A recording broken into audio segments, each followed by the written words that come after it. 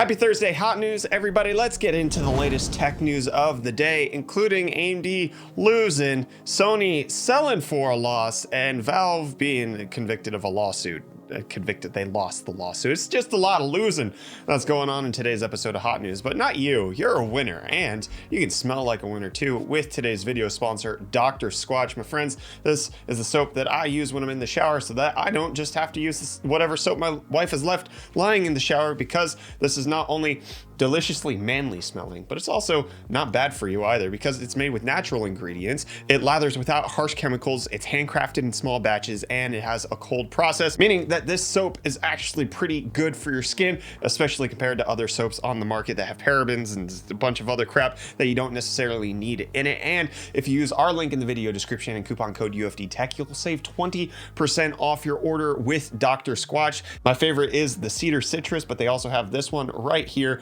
the cool fresh aloe, which smells exactly like Reece. They have that, but they also have shampoo and deodorant, which again, made with great ingredients without parabens to make sure that your hair is taken care of, as well as their brand new deodorant that they're launching. You get a deodorant 3-pack, Bay Rum, Fresh Falls, and Alpine Sage. And again, 20% off if you use the link in the video description with coupon code UFDTech. So with all of that being said, let's go ahead and jump right into the tech news, my friends. We're going to begin with AMD losing momentum in Q4 of 2020. There's been a new research report that came out detailing all of the market share of the CPUs that took place, and AMD dropped for the first quarter in 3 years. This is actually quite impressive considering the fact that Intel hasn't launched anything. You can see right here, AMD's desktop market share went down from 20.1% to 19.3%. And then this is in addition to the fact that this apparently was one of the largest quarters for CPUs ever, with somebody from Mercury Research saying new record highs for total processor revenues were set for both Q4 and 2020. So it's not as if AMD didn't sell a whole lot of processors in Q4. It looks like the Ryzen 5000 shortages actually hampered them to the point where they let Intel pull ahead of them again,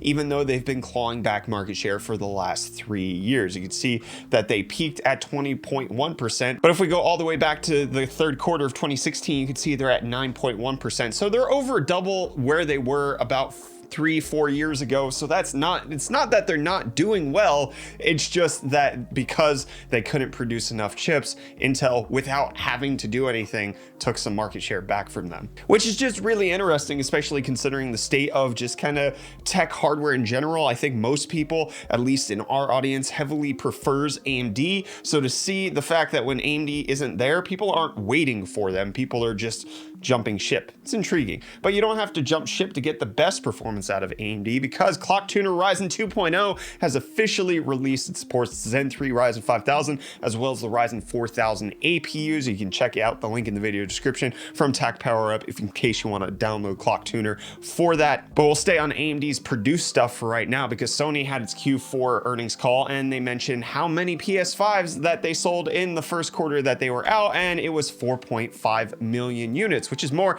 than the 1.4 million units of PS4s that were sold in Q3 of 2020, but it's the exact same number of PS4s that were sold when the PS4 initially launched, and Sony was saying that they wanted to have more than the PS4. It didn't happen. And also, to the surprise of no one, they also announced that they took a loss resulting from strategic price points for PS5 hardware that were set lower than the manufacturing cost. So essentially, it's a loss leader to get people into the ecosystem. Everybody was expecting that at $500 or even $400 for the digital edition. They're not taking much profit, if any, on this, so they're just confirming what I assume most people would have already known. But most people probably didn't know how a partnership between Ikea and ASUS would turn out, and now that we actually have the official release of the products or announcement of the products, it's actually not as bad as I was expecting. So just to confuse the launch, Ikea in China has already had these from January 29th. In May 2021, it'll be available in Ikea Japan, and then October 2021, it'll be available worldwide.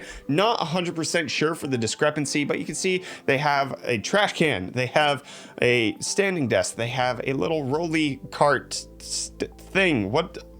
Cubicle? No, that's not right. I don't know what it's called. Headphone hanger on the side. as well as lamps and a cup holder. It's a whole bunch of products. The pricing isn't really official at this point. I probably would guess it's expensive, but in case you need more gamer gear, you can get it at Ikea later this year. And in case you need more Total War Warhammer, you can get it now with Total War Warhammer 3 being announced. The official announcement trailer has been dropped. We'll leave links in the video description for you to watch that on your own time.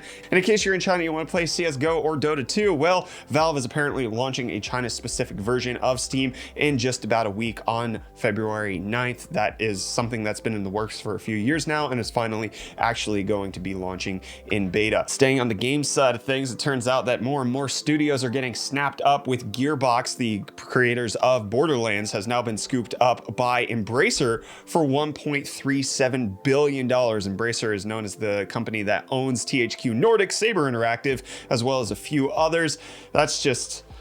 They're just all being super consolidated. Codemasters going to EA, and then ZeniMax being purchased by Microsoft. It's just all becoming a giant power player situation, just like Fox got bought out by Disney. It's happening in games too, my friends. And what's finally happening is the world's first PCI Express 5.0 product. The Switchtech PFX PCI Express Gen 5 high performance switches have been announced, and that it's not going to affect you on a day-to-day basis, but we're starting to get more PCI Express 5.0 devices, even though you haven't even found a 4.0 one yet, my friends. But Valve has found themselves in a little bit of an issue, because they have been convicted of patent right infringement over Scuf Gaming for their Steam controller design, which, if you remember, they went on fire sale for about $5. Well, they're probably going to need that money to pay the $4 million settlement that has been now awarded. Apparently, I forgot about this, but it's true, Corsair purchased Scuf Gaming, so Corsair just says that, hey, we won because we had the patent. Stop trying to steal our stuff, Valve. But I mean, Steam controller number 1 wasn't very good, and Steam controller 2 isn't for sale anymore, so let's just leave this in the past. But you can't leave cryptocurrency in the past, because it just resurges on you. Ethereum hitting its all-time high as of yesterday. Not quite sure where it is today, because this is filmed previous to when this launches. Anyways, $1,500, scratch that, $1,600 for Ethereum, beating its previous high around just below $1,400. It does look like cryptocurrency is on a bit of an upswing.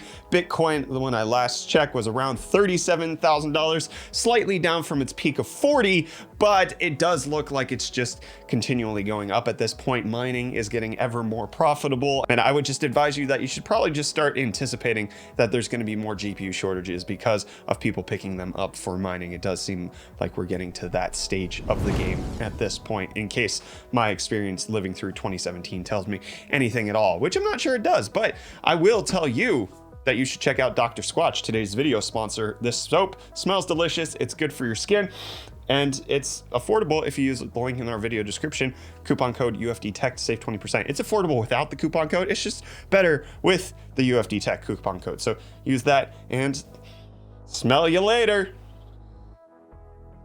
Reece.